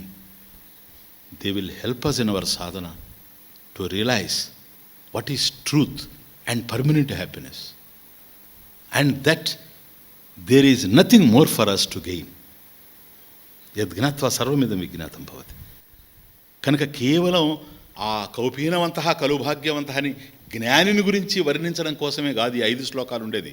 ఈ 5 శ్లోకాలు మనం కూడా ఆ స్థాయికి వెళ్ళడానికి మన సాధన ఎలా ఉండాలి, మనం సత్యాన్ని ఎట్లా తెలుసుకోవాలనేది. ఇప్పుడు మనం ఎట్లా తెలుసుకుంటాం? ఇతనికైతే ఈ విధమైనటువంటి జ్ఞానం ఉంది కాబట్టి స్వప్నంలో సుషుప్తిలో ఇవన్నీ యాబ్సెంట్ అయినా కూడా నేనున్నాను గనక దేహం నేనే అనడం తప్పు లేదు, కానీ నేను దేహం అంటే మాత్రం తప్పు. ఇక్కడ ప్రాబ్లమ్స్ ఉత్పన్నమవుతూ ఉన్నాయి. కానీ మనం ఏం చేయాలంటే ఈ స్థాయిలో మనం లేము గనక, ఇప్పటివరకు మనం చూసినటువంటి జీవన్ముక్తుని యొక్క స్థాయిలో మనం లేము గనక మనం ఎప్పుడు విచారంలో ఉండాలి. ఆయన ఎప్పుడు జ్ఞానంలో ఉంటాడు. See the difference. ఆయన బుద్ధిలో జ్ఞానం ఉంటుంది. అది పులి. మనం ఎట్లా వాతలు పెట్టుకోవాలని ఆలోచించకూడదు. అర్థమవుతుంది? ఆయన ఎప్పుడు జ్ఞానంలోనే ఉంటాడు, రెండవది లేదు. మనం ఏం చేయాలో తెలుసా? విచార కర్తవ్య. నిరంతరం విచారం చేస్తే పోతుంది నీకు. ఇప్పుడు దేహాభిమానం పరిహృత్య దూరాత పరిహృత్య, దాన్ని దూరంగా విసిరేయాలి. దేహాభిమానం అనేది ఉండడానికి అవకాశం లేదు. ఎట్లా? అదిగో అదే దాని అర్థం. దేహ ఏంటది? దేహ దహనయోగ్యత్వాత్. దేహ దేహ అంటే ఏంటో తెలుసా? దహనయోగ్యత్వాత్. ఏదైతే రేపు తగలబెట్టడానికి ఉపయోగపడేదో అది దేహం అంటే. దహనయోగ్యత్వాత్, దాని యోగ్యత అది. తగలబడ్డమే దాని యోగ్యత. చూచారా? దహనయోగ్యత్వాత్ దేహ. అది సంస్కృత భాషకి. ఇప్పుడు బాడీ అన్నారనుకోండి, body is body, physical frame. చెప్పు.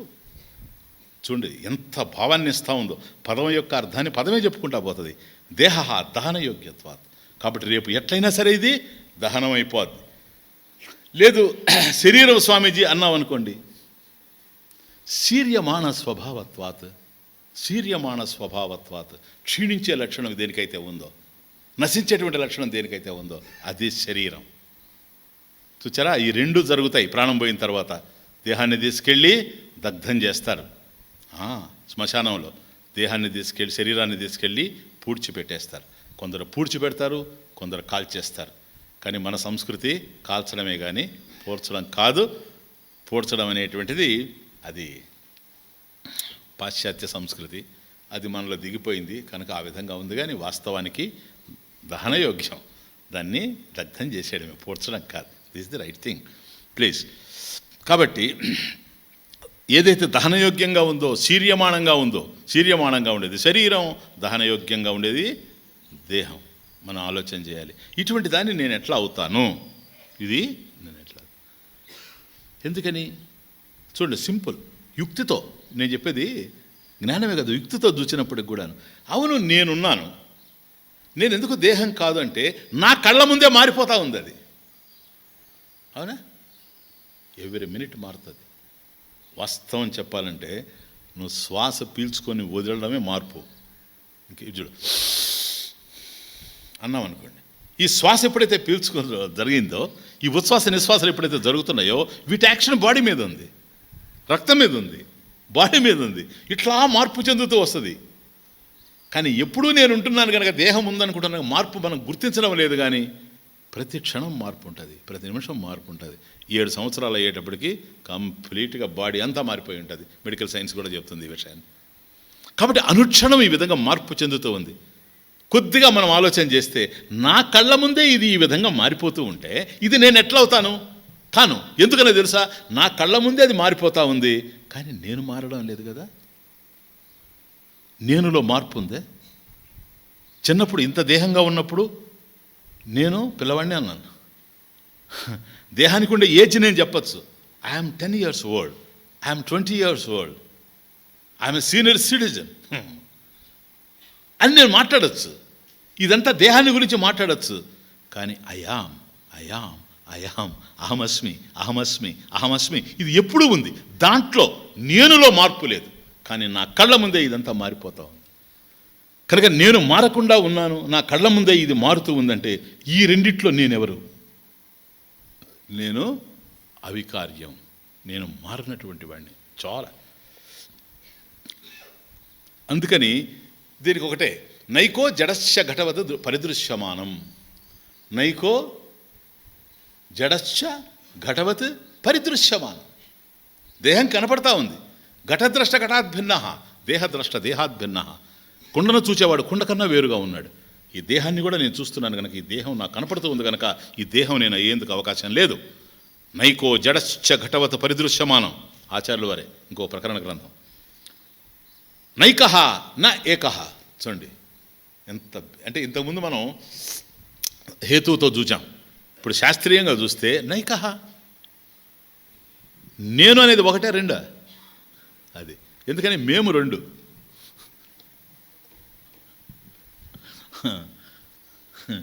మొదట అహం, తర్వాత వయం. ఈ తమాషగా ఉంటాయి. మొదట నేను, తర్వాత మేము, తర్వాత మనము. నేను, మనము, మేము. నేను అంటే పెళ్లి కాకముందు. అర్థమవుతుంది? మనము నీకు నీవే, నాకు నేనే, నేను నీవే, నీవు నేనే, నీవు నీవే, నేను నేనే. ఇది అప్పుడు ఏమంటాడు, మనం రేపు ఏం చేసుకుంటాం? ఇది మనం రేపు ఏం తింటాం? మనం ఇద్దరు. ఆ తర్వాత నలుగురు తయారవుతారు కదా. నేను, మనము, మేము. ఎక్కడికైనా పోతాను నలుగురు. మేము సినిమా పోతాం. ఇది పెరుగుతూ ఉంటుంది. ఇది సరేనా? ఇది పెరుగుతూ ఉంటుంది. కాళ్ళు ఎక్కువ అయ్యే కొద్దీ నడక మందగిస్తా. అది అందుకని ఇప్పుడు చూడాల, మీరు పురుగు పోతూ ఉంటుంది ఒకటి, రైలు, దాని పేరు రైలు, ట్రైన్. దానికి అంతా కాళ్ళే, ఇంకేముండవు. అందుకని మెల్లగా పోతాడు. అందువల్ల 2 కాళ్ళు ఉండేటప్పుడు మనిషి వెరీ యాక్టివ్. 4 అయ్యేటప్పటికి 8 అయ్యేటప్పటికి 16 అయినాయి అనుకోండి. 16 ఎట్లా అవుతాయి స్వామీజీ అని మనవాళ్ళు మనవరాళ్ళు అంతా కలిసి అప్పుడు టక్కక్క టక్ అది అర్థమవుతుంది ఇప్పుడు. కనుక ఇవి కనుక వాదిస్తే నైకహ నా ఏకహ, నేను ఒక్కడే, అహం. దేహం ఒకటి కాదు. దేహం కనుక ఒకటైతే నేను దేహము అంటే తప్పులేదు. కానీ నేనేమో ఒకడిని, దేహం ఒకటి కాదు. అవునా? నువ్వు అక్కడే కావడం వల్లనే పెళ్లి చేసుకున్నది. నేను 2 అన్నాడు అనుకోండి, ఎవరు చేసుకుంటారు పెళ్లి? వాడిని చేసుకుంటే సెకండ్ మ్యారేజ్ అవుతుంది. అందువల్ల నేను అనేది ఒకటే, సింగులర్ సార్. నేను అనేది ఒకటే. దేహం కనుక నేను దేహము అని నువ్వు చెప్తే అహం దేహ, కాబట్టి దేహం కూడా ఒకటై ఉండాలి. ఏది ఒకటి? నైకహ నా ఏకహ. ఆచార్య వారు నైకహ, ఇది వివేక చూడమని. నైకో జడశ్చ ఘటవత్ పరిదృశ్యమానం, వివేక చూడమని చివరి పోర్షన్లో వస్తుంది. అంటే 550 శ్లోకాల వరకు ఉంటాయి వివేక చూడమనిలో. 400 దాటిన తర్వాత వస్తుంది ఇది చివరిలో, అనాత్మ నిషేధ. అప్పుడు నైకహ ఒకటి కాదు. ఏది? దేహంలో ఒకటి ఎక్కడుంది చెప్పండి? ఇంతకుముందు ఎముకలు చర్మం కాదు, చర్మం రక్తం కాదు, రక్తం మజ్జ కాదు, చెవులు కళ్ళు కావు, కళ్ళు నాలుగు కాదు, నాలుగు ముక్కు కాదు. ఏం చేయాలి? కాబట్టి ఇదంతా ఏమంటాం? దీన్ని సంహతి. ఇదేంటిది? సంహతి. ఇవన్నీ కలిసాయి. అవన్నీ కలిసాయి కనుక అవన్నీ విడిపోతాయి. అవి కలిసినప్పుడు అవి అలా కలిసి ఉన్నాయని నేను అర్థం చేసుకుంటున్నా. ఒక్కొక్కటి విడిపోతున్నది అనుకోండి. యాక్సిడెంట్ జరిగి ఒక కాలు పోయింది, నేను మైనస్ కాలు ఈజ్ ఈక్వల్ టు నేను అంటాడు ఎవడన్నా? దేహం మైనస్ కాలు ఈజ్ ఈక్వల్ టు నేనని లేదు. నేను ఎప్పుడు అన్నీ బాగున్నా నేనున్నా, ఒక్కొక్కటి పోతున్నా కూడా నేనున్నా. ఎందుకని తెలుసా? నేను అవి కాదు కనుక. నేను ఏకహ, అది నైకహ నా ఏకహ. నేను తెలుసుకుంటూ ఉన్నాను కదా. జడ ఇది దేహం తెలుసుకుంటుందా? జడశ్చ జడ, అది జడం, నేను చైతన్యం. కాబట్టి చైతన్యమైనటువంటి నేను జడమైనటువంటి దేహం ఎట్లా అవుతాను చెప్పండి? నేను నిద్రపోయేవాడిని పోయి నువ్వెంతరా నాకు నేను ఇచ్చిన డబ్బులు అంటే ఏం చెప్తాడు? నీకెంత ఇవ్వాలి నేను అప్పు అని అడిగావు అనుకో, వాడు ఏం చెప్తాడు? లేచిన తర్వాత నువ్వు అడగని అవసరం లేదు, వాడే వస్తాడు మీ ఇంటికి. కానీ నిద్రపోయేటప్పుడు మాత్రం కుదరదు సార్. అవును కదా? కాబట్టి దేహమే గనక చైతన్యం అయితే, సిది పాయింట్, దేహమే గనక చైతన్యం అయితే దేహం అక్కడ ఉంది గనక నీకు రెస్పాండ్ కావాలి. అది కాబట్టి అది జడం, దేహము జడం. అస్సలు దేహం గనక జడం కాకపోతే శవాన్ని కూడా తగలబెట్టలేము మనం. అవును, దేహం జడం గనకనే మోసుకుపోయేది మనం. దేహం కనుక చైతన్యం అయితే మనం వాడిని తగలబెడుతుంటే వాడు ఊరుకుంటాడు, లేచి పరిగెత్తడా? వాడు శుభ్రంగా తగలబెట్టించుకుంటా ఉన్నాడంటే కారణం ఏంటో తెలుసా? అది జడం. కాబట్టి నా ఏకహ జడహ, అది ఏకం కాదు, నువ్వు ఏకం. అది జడము, నువ్వు చైతన్యం. పైగా ఘటవత్ పరిదృశ్యమానం, కుండలాగా నీకు కనిపిస్తూ ఉంది కంటి ముందు దేహం. దేహం కనిపిస్తూ ఉంది. నువ్వు కనిపించావా ఎప్పుడన్నా? నీకు అదే, నువ్వు కనిపించావా చెప్పు? నిన్ను నువ్వు ఎప్పుడన్నా చూసావా? చెప్పు. అది ఎప్పుడు చూడలే, ఎప్పుడు చూడలే. నిన్నెప్పుడు చూసావు నువ్వు? నిన్ను చూడడం అంటే బుద్ధిలో ఇదిగో ఆత్మానం ఆత్మన్యవలోకయంత, ఆత్మానం ఆత్మని అవలోకయంత, బుద్ధిలో చూడవలసిందే కానీ జ్ఞానవృత్తిలో ఇంకొక విధంగా నువ్వు చూసేందుకు అవకాశమే లేదు. ఎందుకని? నువ్వు అద్దం దగ్గరకు పోయి చూసినా నువ్వు చూచేది దేహాన్నే కానీ నిన్ను కాదు, నిన్ను కాదు. నువ్వు అనంతమైన వాడివి. అనంతమైన నిన్ను దర్పణంలో చూపడం సాధ్యం కాదు. ఆత్మని దర్పణంలో చూపడం సాధ్యం కాదు. కనుక నీవు ఎప్పుడూ దృశ్యం కాలేవు. దృగ్బ్రహ్మ దృశ్యం మాయా ఇది వేదాంత డిండిమహ. కాబట్టి ఏదైతే కనిపిస్తూ ఉందో అది దృశ్యం. దృశ్యం ఏదైతే ఉందో యదృశ్యం తన్నశ్యం. ఏదైతే దృశ్యం అది నశించిపోతుంది.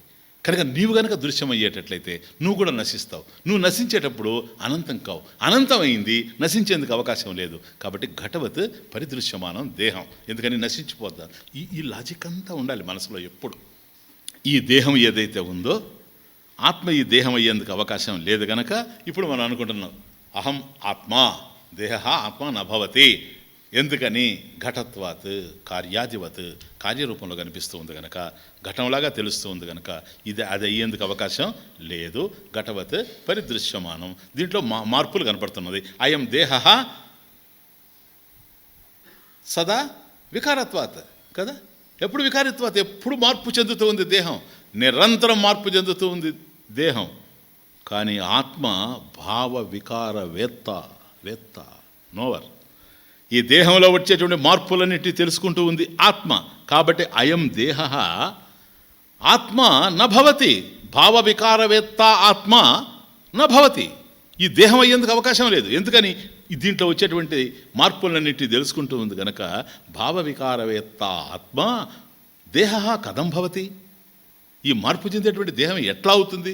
అయ్యేందుకు అవకాశం లేదు కనుక దేహం ఆత్మ కావచ్చేమో కానీ ఆత్మ దేహం అయ్యేందుకు అవకాశం లేదు. ఇది మనం చక్కగా అధ్యయనం చేస్తూ ఉంటే కూడాను, అంటే మానసికంగా మనం ఆలోచన చేస్తూ ఉంటే యుక్తి. అందువల్ల శృతి, యుక్తి, అనుభవం, ఈ మూడు ప్రధానమైన విషయాలు. శృతి శాస్త్రం ఏమందిస్తూ ఉందో ఒకటి అర్థం చేసుకోవాలి. గురుముఖత శాస్త్రం అర్థం చేసి అయిన తర్వాత మన యుక్తితో కూడాను దాన్ని అర్థం చేసుకుంటూ పోవాలి. తర్వాత అనుభవంలోకి వస్తుంది. అనుభవాన్ని జోడించి కూడా అర్థం చేసుకుంటూ పోవాలి. శృత్యుక్త అనుభవాలు, శృతి, యుక్తి, అనుభవం, ఈ మూడిటితో జ్ఞానం సుస్థిరంగా నిలిచేటువంటి అవకాశం ఉంటుంది.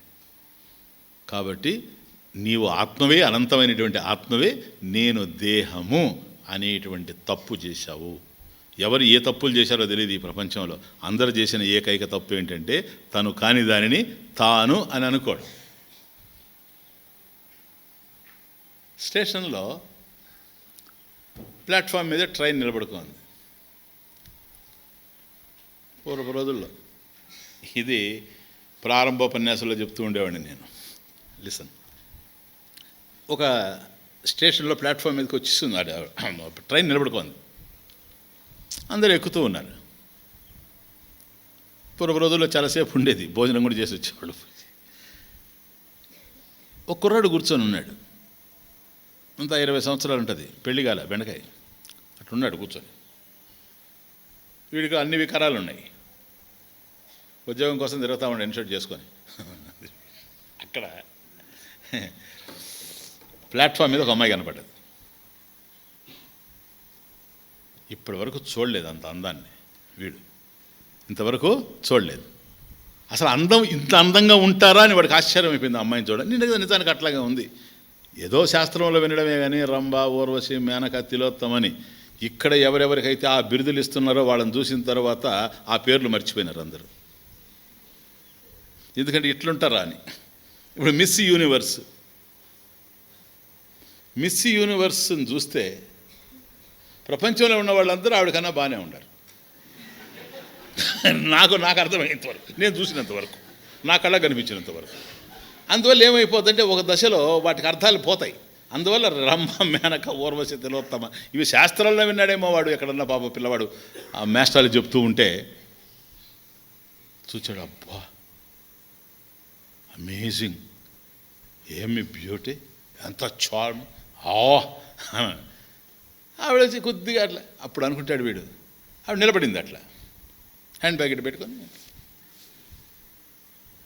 వీడు అనుకుంటాడు ఆవిడ వచ్చి ఈ కంపార్ట్మెంట్లో ఎక్కితే బాగుంది.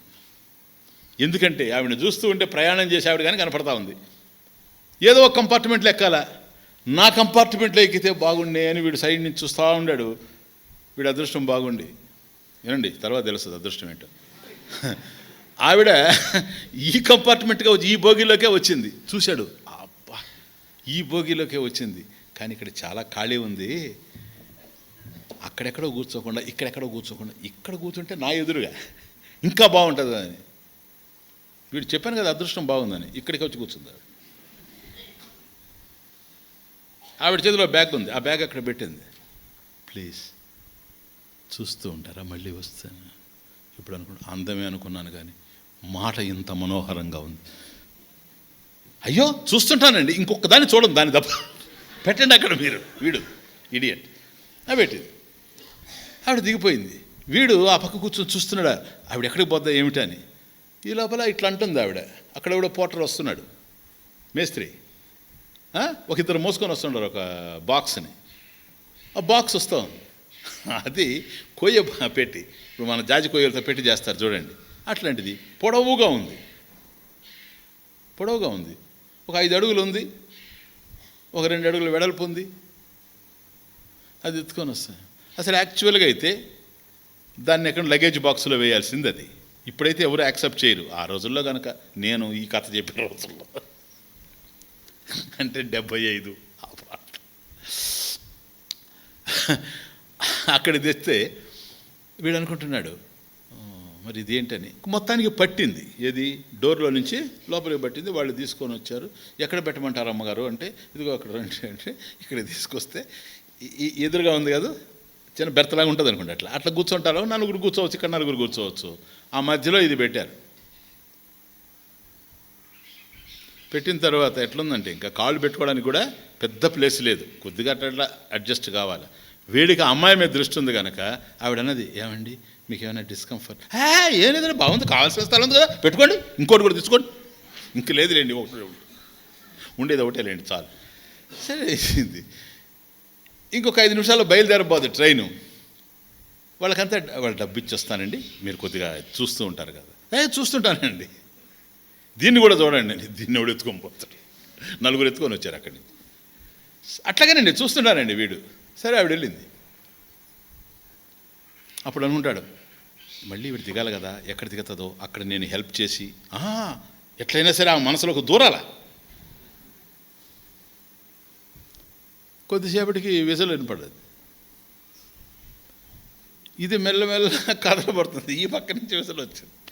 గార్డ్ అక్కడి నుంచి ఫ్లాగ్ ఊపుతున్నాడు, గ్రీన్ ఫ్లాగ్. ఇది కదులుతుంది. ఆ అమ్మాయి రాలే. వీడు ఇట్లా చూచాడు, కనపడడం లేదు. ఏంటబ్బా ఇది రాలేదు. దిగులు పడ్డాడు. కానీ అనుకున్నాడు, ఎస్ ఇప్పుడు ఇంకా రొంత లోపలికి వెళ్ళిపోతా ఆవిడ మనసులోకి. ఎట్లాగో తెలుసా, ఇది ఎవరిది అంటే ఆవిడ తెలుసుకొని దీంట్లో ఏదో ఆవిడ యొక్క అడ్రస్ ఉంటుంది, అది ఉంటుంది. ఏంటంటే ఇది నెత్తినైనా పెట్టుకొని నేను పోతాను వాళ్ళ ఇంటికి. చిన్న విషయం కాదు కదా, పోతా.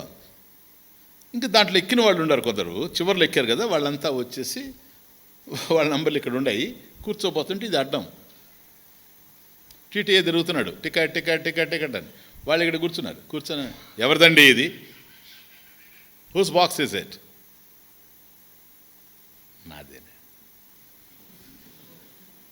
నాదే సార్. ఓన్లీ వన్ మిస్టేక్, నాదే సార్ అని.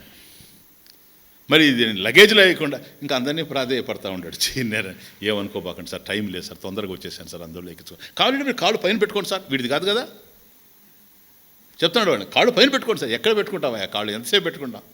వాళ్ళు తిడుతున్నారు. చదువుకున్నవాడే కూడా బుద్ధి లేదు అసలు. లేదు సార్, లేకనే పెట్టుకున్నాను సార్, ఏమనుకోబాకండి సార్, లేదని ఒప్పుకుంటున్నాను కదా. ఇంకా వాడు అన్నిటికీ ఒప్పుకుంటున్నాడు. సరే ఏదో అటు ఇటు పోరు కూర్చున్నారు, అయిపోయింది. వీడి స్టేషన్ వచ్చింది.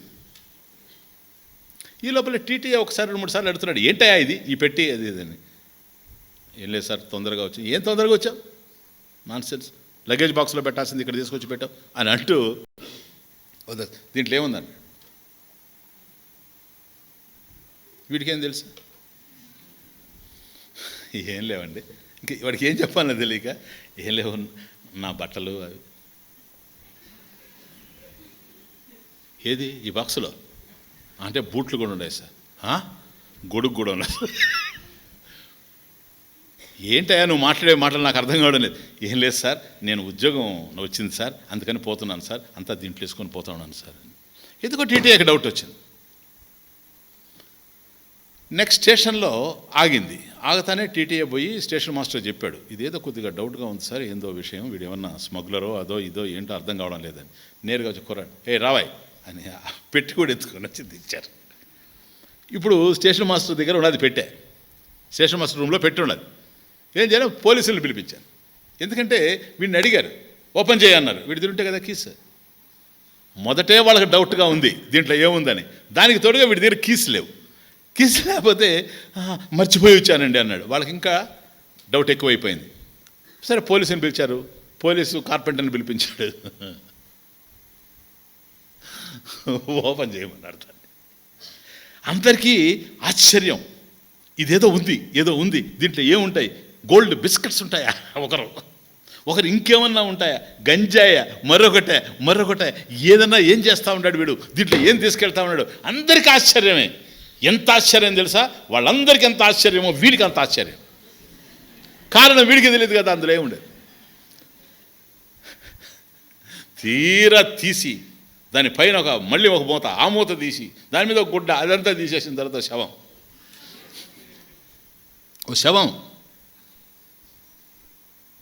ఎవరు తీసావు? సార్ నాకు తెలియదు సార్, అమ్మాయి సార్. Non sense. నాదేనన్నావు, దాంట్లో గుడ్డలు ఉన్నాయన్నావు, షూస్ ఉన్నాయన్నావు, ఉద్యోగం అన్నావు. Non sense. ఏదో చేసావురా నువ్వు. చెప్పు, ఏ పిస్టల్తో కాల్చావు? ఎక్కడి నుంచి కాల్చావు? ఏ వైపు నుంచి కాల్చావు? ఎక్కడికి పోయినావు? ఎక్కడి నుంచి వస్తావు? అయ్యో సార్, ఉద్యోగం లేదు సార్. వాడిని తీసుకెళ్ళి జైల్లో వేశారు. జైల్లో వేశారు వాడిని. వాడు జైల్లో ఉన్నాడు. చూడండి, ఇప్పుడు ఏం చేయాలా? ఎట్టకేలకు ఆ జైలు సూపరింటెండెంట్ని అడిగేవాడు, సార్ మా ఇంటికి ఒక ఉత్తరం రాసుకుంటారు సార్, నేను చేసిన పొరపాటింది, అందువల్ల ఇప్పుడు సురక్షితంగా ఉన్నాను జైల్లో. అప్పుడు వాళ్ళ నాన్న వచ్చి ఆయన ఆలోచన చేసి అందరూ అన్నారు, ఈ కేసు నుంచి బయటపడడం కష్టం అండి, వాడే అన్నీ ఒప్పుకున్నాడు, వాడు కావాలనే చేశాడు, ఇప్పటివరకు క్లూ రావడం లేదు అసలు వాడు ఎట్లా చేశాడు అనేది కూడాను, కనుక ఈ కేసు కుదరదు అట్లండి. అందువల్ల ఒక పెద్ద లాయర్ని చూసుకోవాల్సి వచ్చింది. సామాన్యమైన లాయర్స్ ఉపయోగం లేదు దీనికి, వీడిని బయటపడే ప్రశ్న లేదు. అప్పుడు ఒక పెద్ద లాయర్ని చూసుకుంటే ఆ లాయర్ వచ్చి ఆయన వాదించి, వీడు కానే కాదు, వీడు నిర్దోషి, తత్వమసి, వీడు అని ఆయన వాదించిన తర్వాత this idiot is released from the jail. సరేనా? ఒకే ఒక తప్పు వాడు చేసింది, అహం దేహ. నేను ఎందుకు అనాల్సి వచ్చింది అని అంటే, మోహం. ఆ మాయ అనేటువంటి స్త్రీ, ఆ మాయా స్త్రీ మోహంలో పడ్డాడు. ఎప్పుడైతే మాయ అనేటువంటి స్త్రీ మోహంలో పడ్డాడో, ఆవరణ తర్వాత విక్షేపం. ఆవరణ ఏంటి? ఈ పెట్టెలో ఉండేది నాదేనని అనడం. విక్షేపం ఏమిటి? ఆ తర్వాత అవి నా బట్టలు, నా షూసు, నా గొడుగు, అర్థమవుతుంది, నా స్టవ్ అని మాట్లాడుతూ ఉండడం. కాబట్టి ఆవరణ, విక్షేప ఈ రెండు ఆ మాయ యొక్క లక్షణాలు. అవి ఒక్కసారి వీడు అన్నాడు, తనది కానిది తనది అని అన్నాడు. ఆ తరువాత వీడిని తీసుకెళ్ళి జైల్లో పెట్టారు. ఆ జైలు పేరు ఏంటో చెప్పండి, మీరు చెప్పండి. సంసారం అంట. చూడండి, నేను అన్నానా? కాబట్టి ఆ జైల్లో జరిపారు సంసారం. ఇప్పుడు ఏం చేయాల్సి వస్తుంది? వాడిని అక్కడి నుంచి విడుదల చేయాలి. వాడిని విడుదల చేయాలంటే చిన్న చిన్న వాళ్ళు లాభం లేదు. బ్రహ్మాండమైన లాయర్ కావాలి, సుందర చైతన్యానందంత లాయర్ కావాలి. ఎందుకో తెలుసా? అన్ని కోణాల్లో వాదించాలా. Hair splitting argument. ఎదుటివాడు నోరెత్తడానికి లేదు. అది న్యాయమైన, వైశేషికమైన, యోగమైన, పూర్వమీమాంస అయినా నోరు తెరవడానికి అవకాశం ఏం లేదు సార్.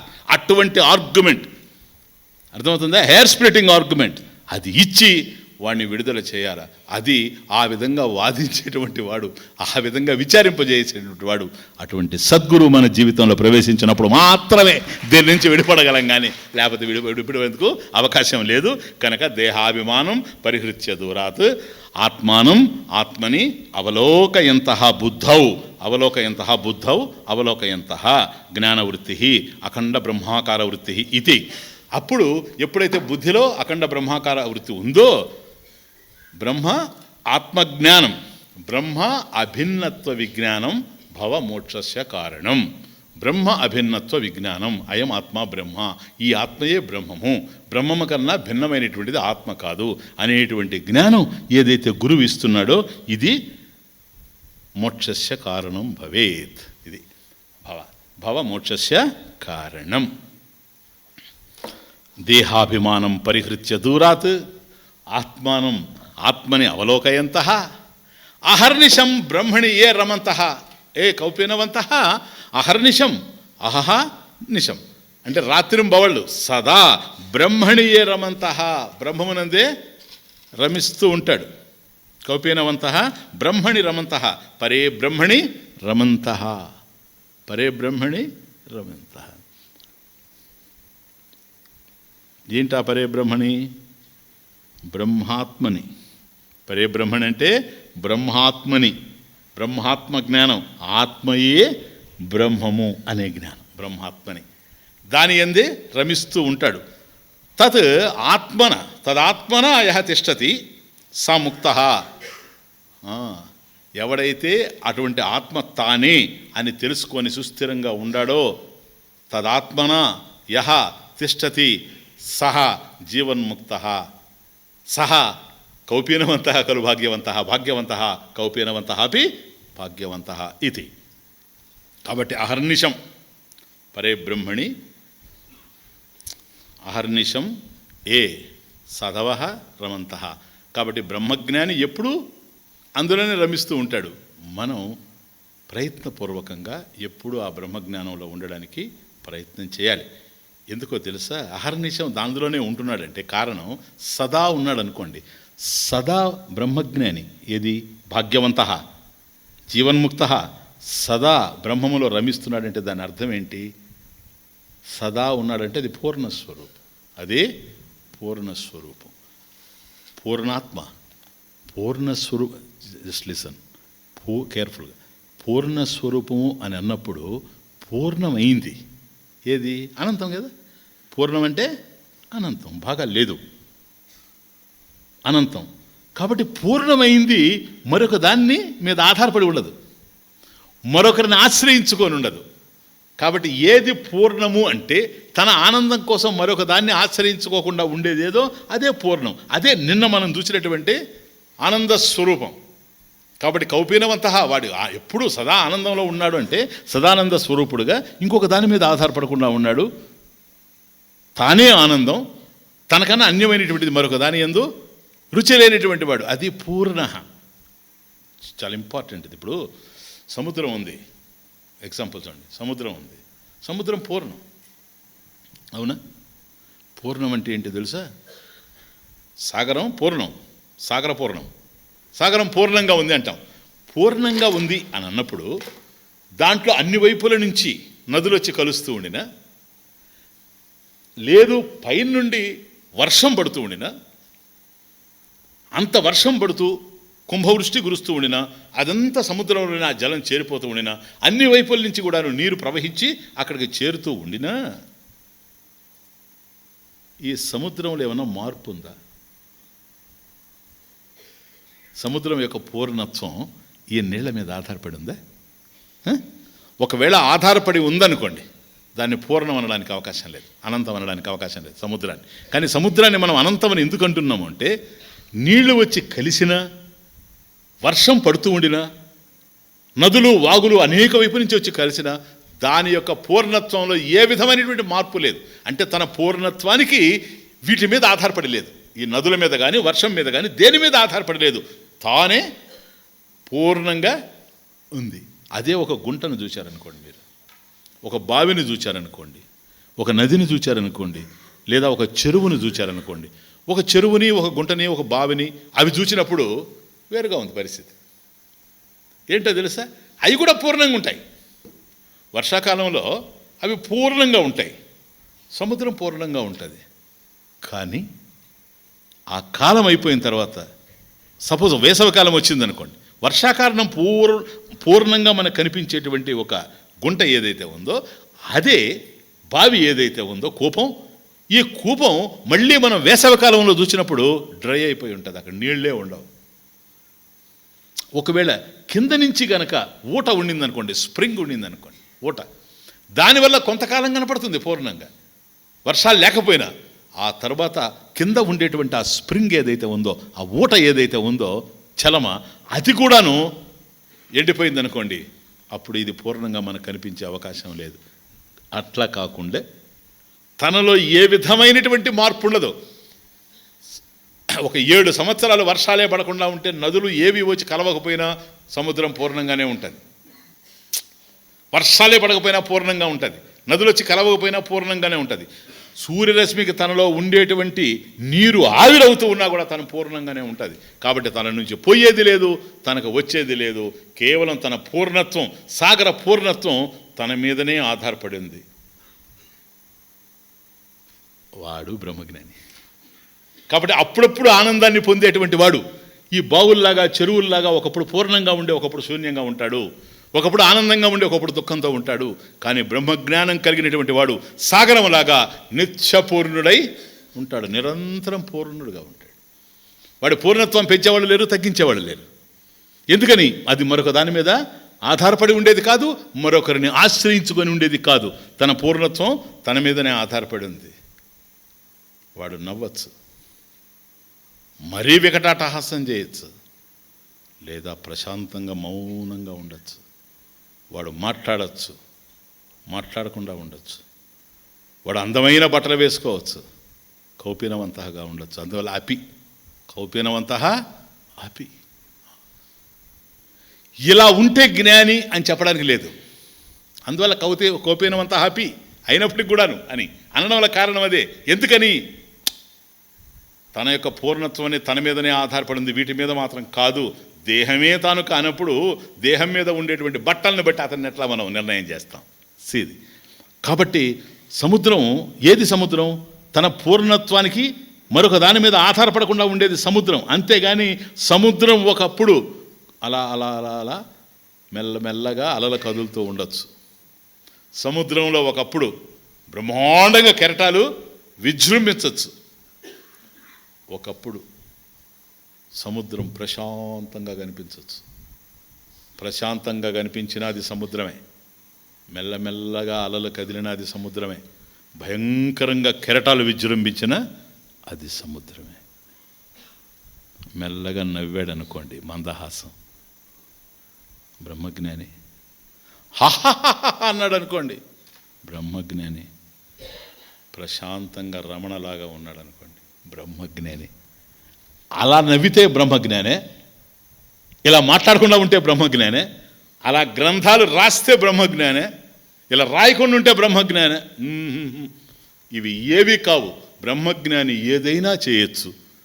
ఏదో చేయడం బ్రహ్మజ్ఞానం కాదు, జ్ఞానం కలిగి ఉండడమే బ్రహ్మజ్ఞానం. ఆత్మయే బ్రహ్మం అనేటువంటి జ్ఞానం కలిగి ఉండడమే బ్రహ్మజ్ఞానం. కానీ మరొకటి అయ్యేందుకు అవకాశమే లేదు. కాబట్టి పూర్ణ స్వరూపం సాగరంలాగా పూర్ణబోధోహం. చూసారా? ఇంతవరకు దేహాభిమానం పరిహృత్య దూరాత్. ఏమనుకుంటున్నావు? అహం దేహ. నో, అహం దేహ అనేది పోయింది, ఇక లేదు. ఇది అభిమన్యతే, అది అభిమానం, దేహాభిమానం. కానీ ఇక్కడ లేదు. పూర్ణబోధోహం ఎగ్జాంపుల్ అది. ఏది? సముద్రం. అంతే. కాబట్టి సాగరం ఎట్లాగైతే పూర్ణంగా ఉందో, తన పూర్ణత్వానికి ఏ జలాల మీద ఆధారపడకుండా తన మీదనే తాను, సాగర పూర్ణత్వం అనేది సాగరం మీదనే ఎట్లాగైతే ఉందో అట్లాగే నేను పూర్ణబోధ. అహం పూర్ణబోధ. బోధ జ్ఞానం. పూర్ణబోధ పూర్ణ జ్ఞాన స్వరూపుణ్ణి. పూర్ణబోధోహం సదానంద. అనంతమైనటువంటి వాడు గనక సదానంద, నిరంతరం ఉండేటువంటి ఆనందం. పూర్ణ బ్రహ్మోహం అజనిర్మమోహం. అజనిర్మమోహం బుధజన భజనీయో. అజనిర్మమోహం బుధజన భజనీయో. అజరోహం అమరోహం అమృత స్వరూపోహం. అజరోహం అమరోహం అమృత స్వరూపోహం. నిజపూర్ణ మహిమని నిహిత మహితోహం. పూర్ణబోధోహం సదానంద పూర్ణబోధోహం. పూర్ణ జ్ఞాన స్వరూపుణ్ణి నేను. ఎలాగైనా ఉండొచ్చు. నా జ్ఞానానికి అవధులు లేవు, పరిధులు లేవు. అంటే కలు భాగ్యవంత అని ఎవరైతే అనుకుంటున్నామో మనం, జీవన్ముక్తుడు, నిత్యముక్తుడు, అతడు మాట్లాడితే ఇది అనుభవం. అజనిర్మమోహం. పుట్టుక లేనివాడిని. అది అజహ. పుట్టుక లేదు. కాబట్టి పుట్టింది దేహం. పుట్టుక లేదు గనక నేను దేహము అనేది లేనివాడిని. దేహం నేనైతే, నేను దేహం అయితే దేహానికి సంబంధించిన వాళ్ళంతా నా వాళ్ళు, నాది, మమ.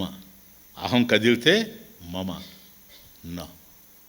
అజ నిర్మమోహం, అజ పుట్టుకలేని వాడిని కనుక నేను దేహం కాదు. అహం లేదు నా దగ్గర, అహం లేదు కనుక మమకారం కూడా లేదు, మమ లేదు. అహం మమేతి నా, ఈ రెండు లేవు. అజ నిర్మమోహం, అందువలనే బుధజన భజనీయోహం. అహం బుధజన భజనీయ. అందరూ నన్ను కీర్తిస్తూ ఉన్నారు. ఎందుకో తెలుసా? నేను జ్ఞానస్వరూపుణ్ణి గనక. వాళ్ళు కీర్తించేది నా జ్ఞానాన్ని, నా దేహాన్ని కాదు. అజరోహం అమరోహం అమృత స్వరూపోహం. అజరోహం, ముసలితనం లేదు నాకు, దేహానికే ముసలితనం, నేను నశించేవాడిని కాదు. అమరోహం, అమృత స్వరూపుణ్ణి కనుక అజరోహం అమరోహం అమృత స్వరూపోహం నిజ పూర్ణ మహిమని. అది సాగరంలాగా పూర్ణ స్వరూపుణ్ణి. నా ఆనందానికి మరొక దాని మీద ఆధారపడకుండా, మరొకరిని ఆశ్రయించుకోకుండా నిజ ఆత్మని, అది నిజ పూర్ణ మహిమని. నిజ పూర్ణ మహిమని నిహిత మహితోహం. కేవలం నా ఆత్మస్వరూపంలో నిజ పూర్ణ మహిమని స్వాత్మ పూర్ణ స్వాత్మ రూపంలో నిహిత, అక్కడే నెలకొని ఉన్నటువంటి స్వరూపోహం, ఆత్మస్వరూపోహం, అక్కడ శోభించేటువంటి ఆత్మస్వరూపుణ్ణి నేను, బ్రహ్మానంద స్వరూపుణ్ణి.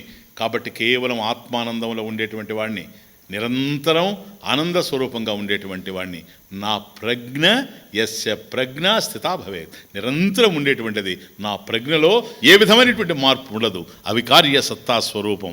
ప్రపంచ విస్మృతప్రాయ సహ జీవన్ముక్త ఇది ఉచ్యతే.